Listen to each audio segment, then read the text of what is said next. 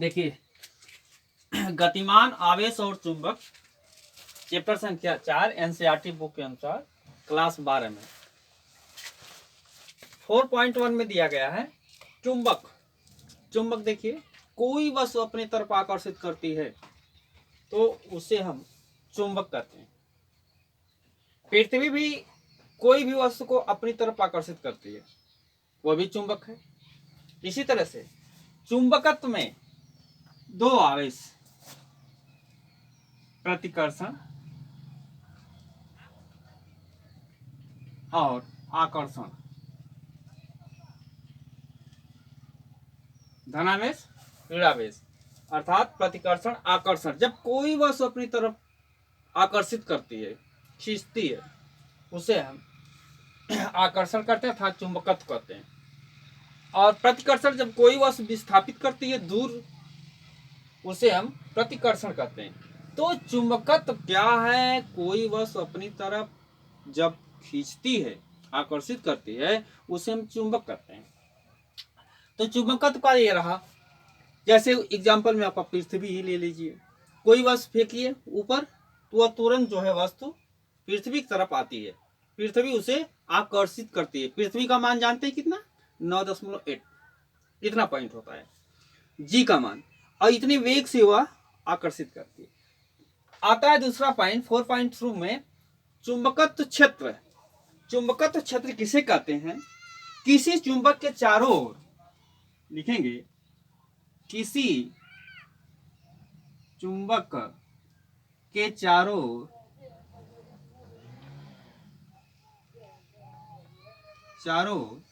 का वह क्षेत्र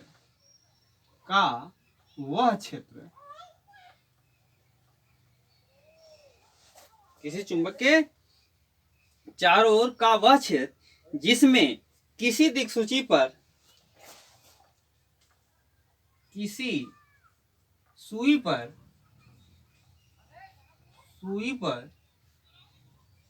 चुंबकत्व, किसी सुई पर चुंबकत्व बल आघूर्ण आरोपित होता है। बल आघूर्ण आरोपित होता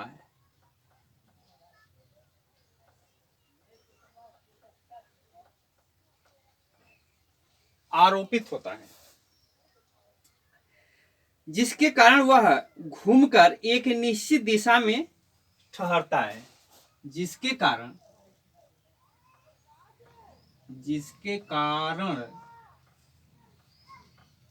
घूमकर एक निश्चित दिशा में ठहरता है, चुंबकीय क्षेत्र कहलाता है।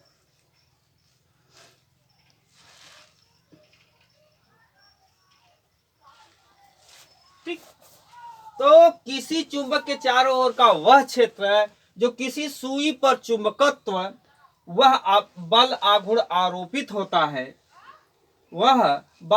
आरोपित होता है, जिसके कारण घूमकर एक निश्चित दिशा में ठहरता है, वही आपका चुंबकीय क्षेत्र कहलाता है।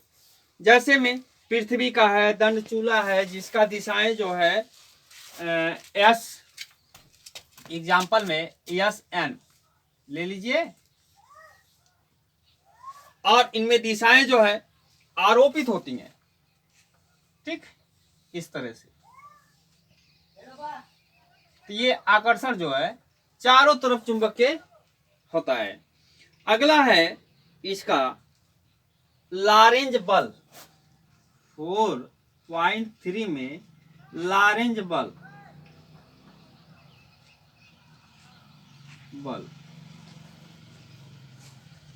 अब लॉरेंज बल जो है क्या है, इसके विषय में हम देखते हैं। लॉरेंज बल किसको कहते हैं?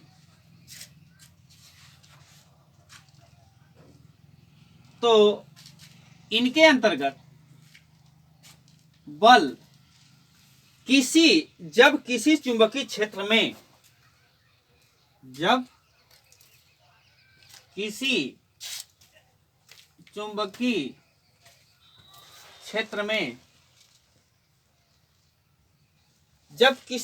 क्षेत्र में कोई आवेश कण गति करता है, कोई आवेश गति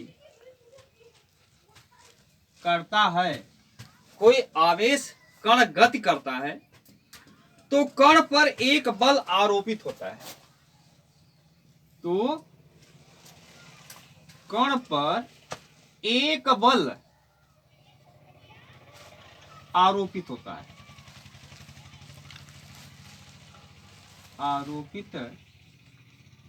है, उसे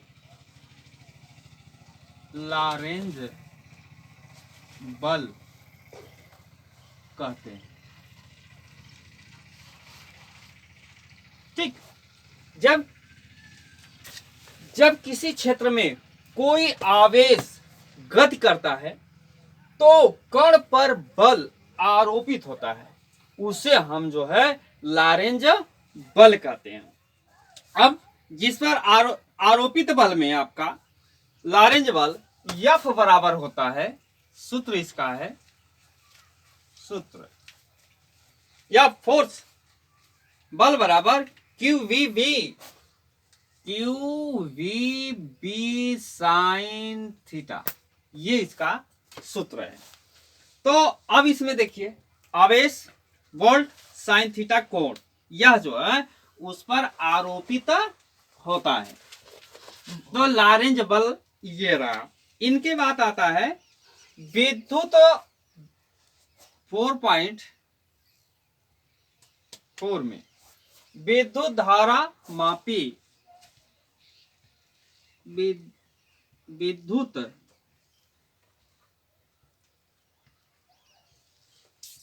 धारा मापी चालक पर चुंबकीय बल,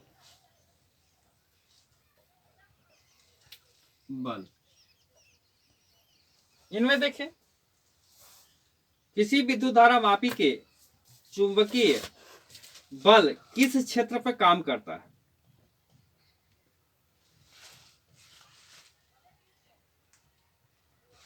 तो इनके अंतर्गत कोई एक चुंबकीय क्षेत्र में आवेशित कण की गति कैसे निर्धारित की जाती है, यह है तो माना कोई कण वृत्त की त्रिज्या R, C ले लीजिए, एक कण ले लीजिए,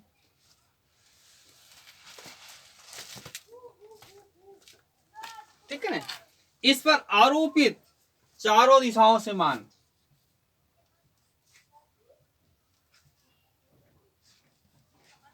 ठीक है, ये चारों आरोपित मान जो है इस पर निर्धारित करते हैं, इस पर क्यों आवेश होता है, तो हम कह सकते हैं इसमें कि वृत्त की त्रिज्या R,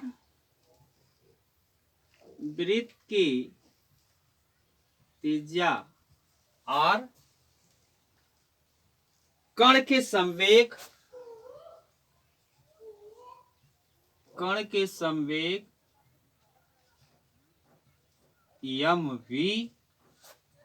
mv के अनुपाती होता है, के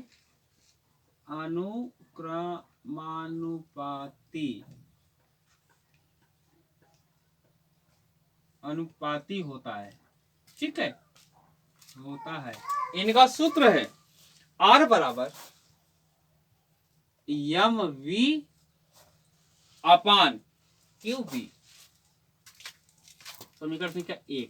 यह एक आवेश होता है जिस पर यह बल आवर्त काल में गति करता रहता है, तो चुंबकीय दिशा के कोण में यही जो है निर्धारित किया जाता है। इसके बाद आता है चुंबकीय क्षेत्र में गति, आपका 4.3 4.3, ये 4.3 का 1 था, 3 का 1 और 3 का 2 है। हेडिंग है चुंबकीय क्षेत्र में गति, चुंबकीय क्षेत्र में गति। देखें, चुंबकीय क्षेत्र में गति, जब कोई कण अपने कक्षीय चाल में, जब कोई कण अपने कक्षीय चाल में, जब कोई कण अपने कक्षीय चाल में घूर्णन गति पूरा करता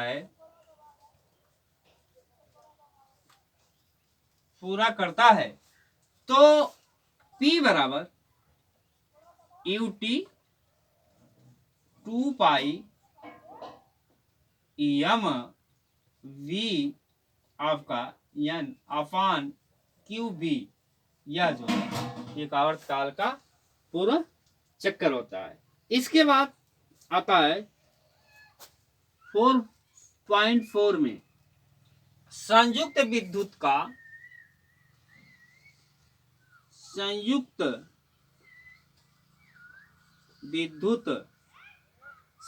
विद्युत चुंबकीय क्षेत्र में गति, चुंबकीय क्षेत्र में गति। देखिए, इनका क्षेत्र में गति, जब संयुक्त आवेशों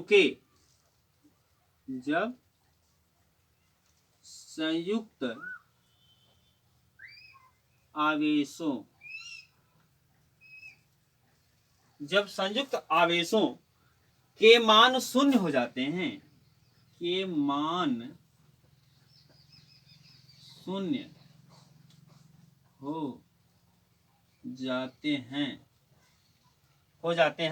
तो इनका मान v बराबर इप्सिलॉन b0, यह मान सदैव शून्य होता है। इस तरह से अब अगला जो है 4.5 अगले वीडियो में देखिए। चैनल को सब्सक्राइब कीजिए।